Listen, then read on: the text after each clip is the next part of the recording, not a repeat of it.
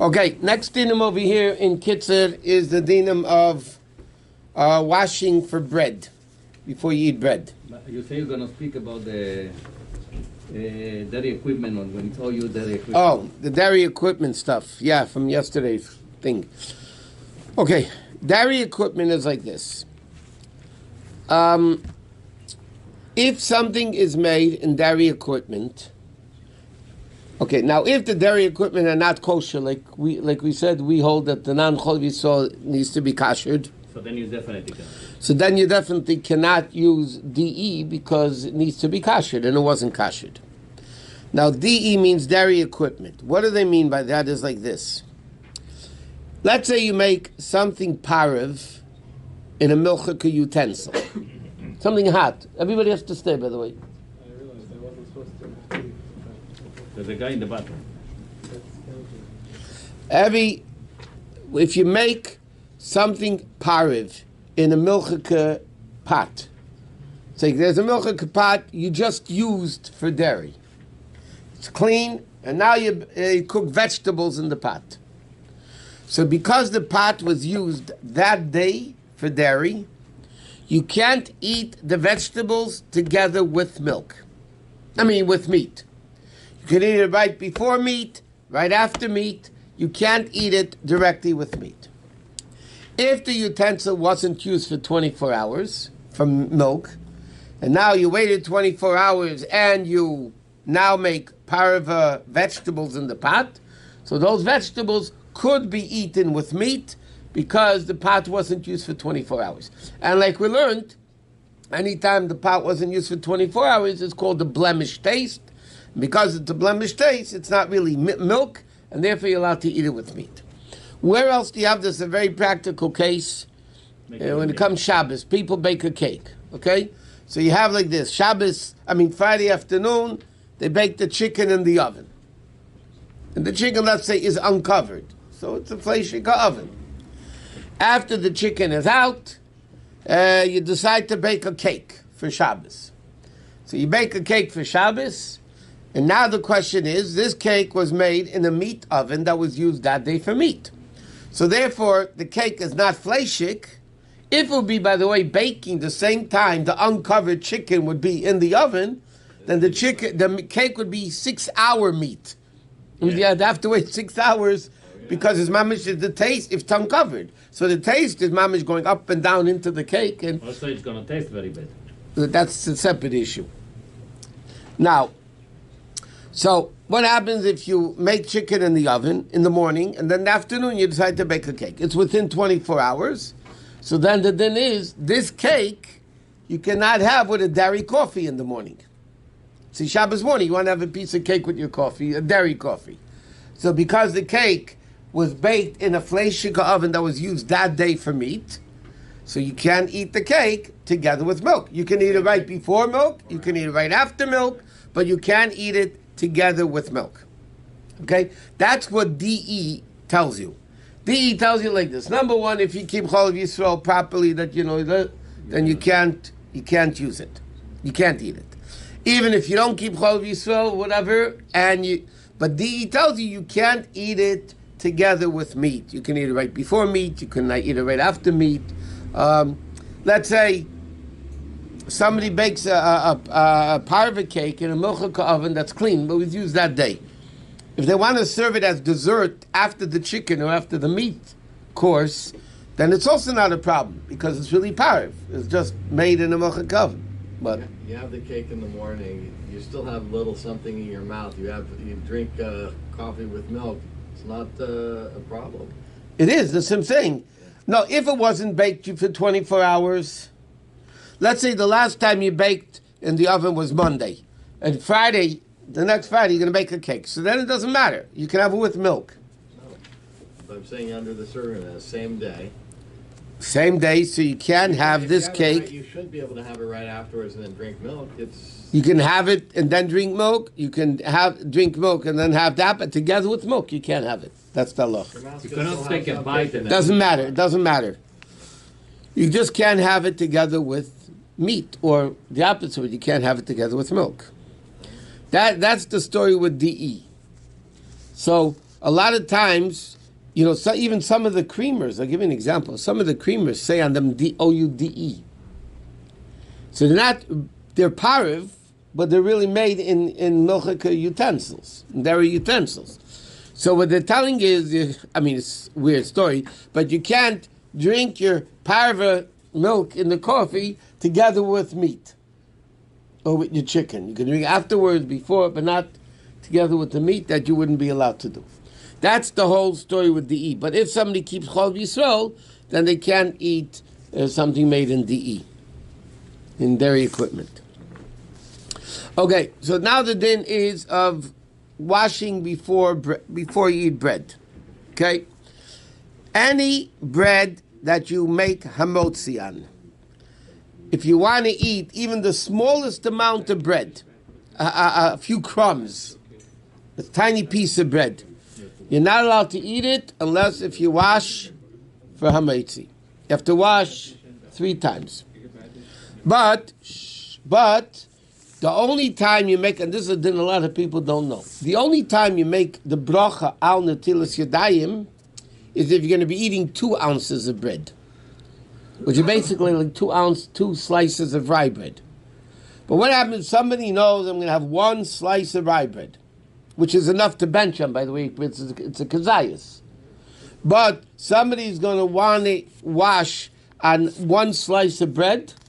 They have to wash for bread, because on any amount you have to wash for bread, but you don't make the bracha al netilas yadayim. Only time you make the bracha al netilas yadayim if you know for sure you're going to be eating 2 ounces of bread, like a sandwich or something like that. Otherwise you don't. Okay, now, netilas yadayim has to be... If I would eat 1 slice of bread, I wouldn't be as fat. I understand. That's a different story. No, but I'll tell you what, this is very practical. Shaloshodis. Yeah?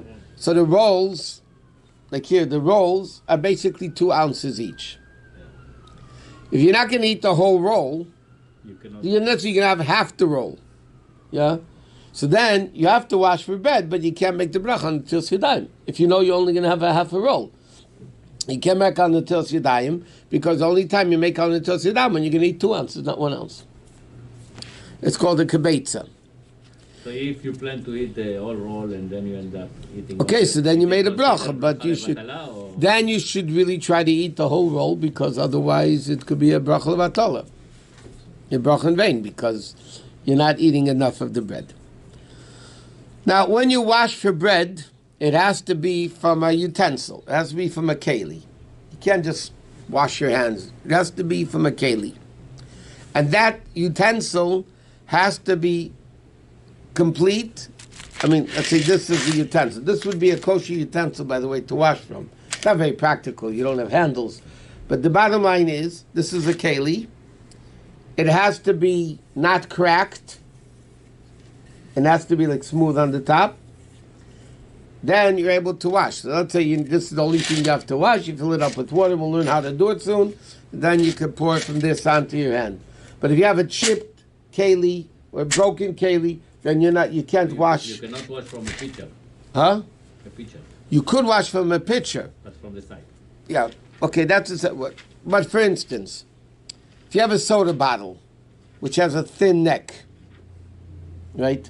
You can't wash with a soda bottle. Why? Because the water is not going to come out a lot at one time. It's too narrow. The head, the neck of the bottle is too narrow to be able to come out. Now you have to wash in a way that you pour a whole revius, which is 3 ounces of water, on the hand. Now when you wash for bread, you have to wash the entire hand until the wrist. Okay, the whole hand needs to be washed until the wrist. So what do you do? So therefore the custom is you make a loose fist. If you make a tight fist, then the water is not getting where the fingers are touching each other. And the water has to get all over the place. So you make a loose fist, because then, instead of the hand sticking out, it's closer together, you can pour the water over it. Then you need to pour, our custom is to do it 3 times, but you have to pour water over the entire hand until the wrist. Now, the proper way of washing for bread is as follows. If you're a right-handed person, you fill up the cup, like the kvarts, right? You fill up the cup, you pick it up in your right hand, and you give it to your left hand. And then you wash 3 times, this is our custom, 3 times, some people wash 2, we wash 3. We have 3 times on the hand. Then you take, either fill it up again, if you have enough water, you take it into the right hand, and then you wash your hand 3 times also. If you're a left-handed person, it's a big argument in halacha, by the way, which hand does a left-handed person wash first? Many, many opinions hold that you wash your right hand first. Even though you're left-handed, by washing for bread, you wash the right hand first. Many poskim hold that. The Tzemach Tzedek, and that's the way we hold, the Tzemach Tzedek holds that you wash your left hand first. You're left-handed, your left hand is your right hand, so you wash your left hand first. So then what do? You pick it up in your left hand, hand it to the right hand, and then you pour it 3 times. Oh, what? Few questions. The keli that you use, does it have to have a handle? No, it's just practical. Okay. And what if you're traveling and you don't have a keli? You have, let's say, a little cup. So, do you wash from the small cup regular 3 times, or because it's small, like you do in the morning, you do the entire cup 1 time, fill it, 2nd time, fill it again? Well, in the morning you do alternating. Yeah, But as long as the cup holds 3 ounces, yeah. okay, 3 ounce and plus, 3 ounce or more is good for washing for bread. So let's say it holds 3 ounces or only 4 ounces. Okay, so then you wash once. You have to fill it up again. Oh, okay. So Yeah, because you need to pour at least 3 ounces over the hand at one time. You have to do it 6 times. Between 3. No, so then you have to fill it again. fill it up each time. Yeah, And you do it like in the. Okay. 3 and 3. That's how you do a washing for bread. In the morning you do 1, 1, 1, 1, 1, 1. But for bread you do 3 or 2, 3 in a row, and 3 in a row. You put your hands up for the bracha? No? We'll get there when we get to the bracha, what you have to do. Now, if you have a pitcher, okay, now a pitcher has a spout, correct? Pitcher has a spout. Now, it's not broken, it's not chipped, and it's all smooth, but you can't wash from the spout area because the water's not coming out evenly. So what you have to wash from the other side of the pitcher. Not from the spout side of the pitcher, from either this side, or this side, any of these sides of the pitcher that's not where the spout is. Why does the water have to come out equally? Because it's supposed to go even straight over the hand. Like we said, a bottle that's thin-necked, the water doesn't come out enough. You can't just pour, start and just do it a few... It's not wide enough. Right, it's not wide enough. So a Snapple bottle can be okay. Yeah, a Snapple bottle or like those wide necks. Those you can wash because the water comes out properly. Yeah. So if you're in a hotel room, you could use one of their cups. glass Yeah. We glass cups. What do people do? They're traveling. I mean, this is from the Jews. It's all a daily occurrence. You're traveling. You have a sandwich. You want to go wash in the airport because on the plane is who knows. So what do? You go to one of the guys, one of the vendors over there. You get a cup. Ask them for a cup. They'll give you a cup, and then you wash. Unless you bring your own cup, and that's the better way of doing it. One. Okay.